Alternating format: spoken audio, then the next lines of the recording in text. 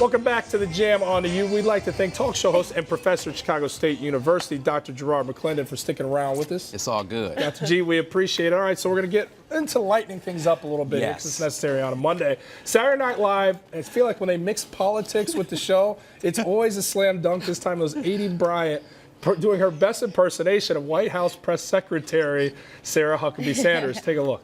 What's wrong with being? What's wrong with being? What's wrong with being confident? Oh.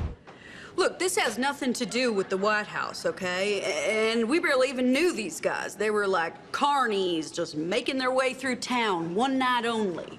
Are you actually comparing the campaign manager to a carny passing through town? That's gonna be a hell yeah from me, Keith. And I guess I would just...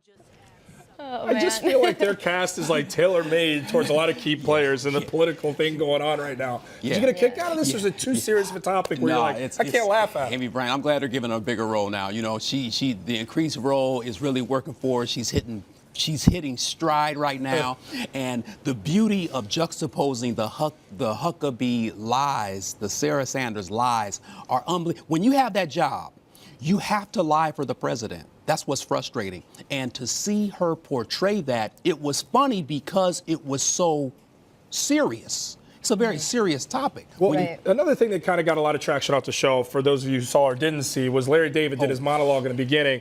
And he was pretty edgy. That's who he is. He's an ornery guy. And, he, you know, he touched on the Harvey Weinstein scandal, made some off-color jokes there. And then he got into checking out women as a concentration camp, being a prisoner. Would he still be checking out women as a man because he's very attracted to women? What's your takeaway from that? Was it too much?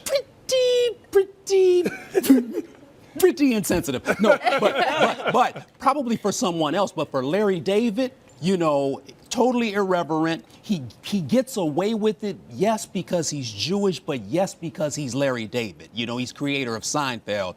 What's interesting, though, is if you read the book Night by Elie Wiesel, there are some scenes, of course, in that very serious book focusing on concentration camps that talks about possible romance that takes place within a concentration camp. And so even though, yes, do you do it on SNL? Maybe not, but those are realities of that time. Horrible time period in human history, but Larry David takes a chance and makes light of it. Do you guys think this is a situation where comedians go too far, or like, are we too sensitive? I know we always kind of have that battle. Yeah, I mean, so I'm Jewish, and my grandma is a Holocaust survivor, as is much of my family.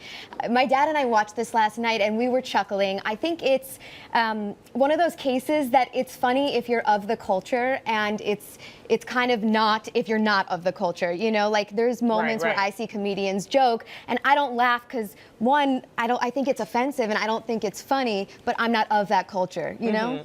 Absolutely. Yeah. Well, keeping it moving, this is another somewhat funny story as well. Over the weekend, Kim and Kanye, they went to dinner at Nobu Malibu. Ho-hum, no story, except for the fact that Kanye brought his own takeout food to the Japanese restaurant that was Italian food from another restaurant, which spawned our poll question for the day. Would you ever bring your own food to a restaurant? Yes or no? If yes, tell us why you do something so audacious. No, let us know why. We'd love to hear your comments.